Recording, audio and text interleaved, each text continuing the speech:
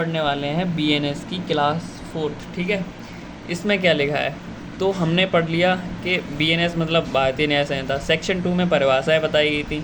Section 212 में क्या बताया गया है तो बताया गया है सेक्शन 212 में सरकार की परिभाषा। सरकार कैसी होती है? केंद्र सरकार और राज्य सरकार। भारत में दो तरह की सरकार है। ठीक है, सेक्शन 213 में क्या है तो सेक्शन 213 कहता है संश्रय देना यानी कि शरण देने की परिभाषा। किसी व्यक्ति द्वारा संश्रय देना माना जाएगा कब?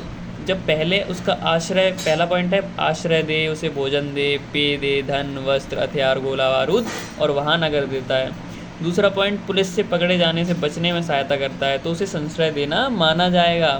वहीं एक नोट है, नोट क्या है कि पति पत्नी संश्रय देने के दोषी नहीं माने जाएंगे। भाई वो तो एक दूसरे के लिए करेंगे ना, समझ रहे हो ना तुम बात को।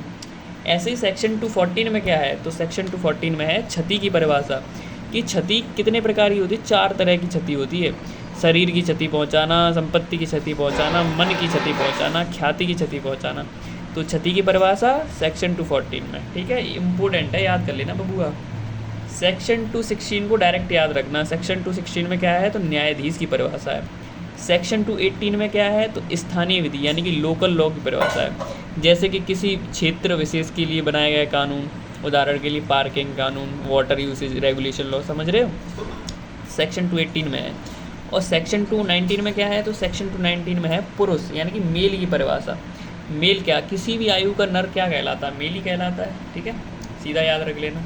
सेक्शन 220 में क्या है तो सेक्शन 220 में है माह यानी कि मंथ और वर्ष यानी कि ईयर्स की गणना जो है वो ग्रेगोरियन कैलेंडर के अनुसार होगी। ठीक है, सेक्शन 221 ये बहुत इंपॉर्टेंट है, याद कर लेना, रट लेना। सेक्शन 211 में क्या है तो चल संपत्ति है। तो चल संपत्ति क्या होती है तो भूमि को छोड़कर और वे वस्तुएं जो भूबद्ध हैं उनको छोड़कर अन्य सभी वस्तुएं चल संपत्ति होती हैं।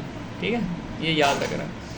ऐसे ही सेक्शन 224 इंपॉर्टेंट धारा है, ये PYQ में पूछी गई है। सेक्शन 224 में है अपराध की परिभाषा यानी कि कब एक अपराध को अपराध माना जाता है। ऐसा कोई भी कार्य जो किसी कानून में अवैध बताया गया है तो अपराध माना जाता है। इस BNS के विरुद्ध किए गए कार्य भी अपराध माने जाते हैं। ठीक है ना, एक्ट अगेंस्ट लॉ। अब देखते हैं कि अपराध के आवश्यक तत्व क्या हैं, यानी कब एक अपराध माना जाएगा। सबसे पहले अपराध के लिए एक मानव होना जरूरी है। दूसरा, मानव होने के साथ उसकी आपराधिक मनःस्थिति या आपराधिक दुराशय होना चाहिए।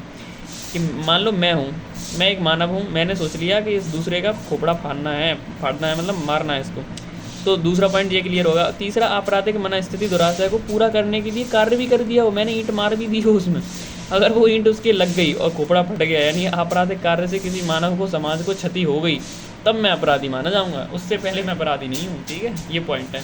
तो क्लास ये कौन सी है? क्लास 4 है, ये भी कंप्लीट होती है, रिवीजन क्लास थी।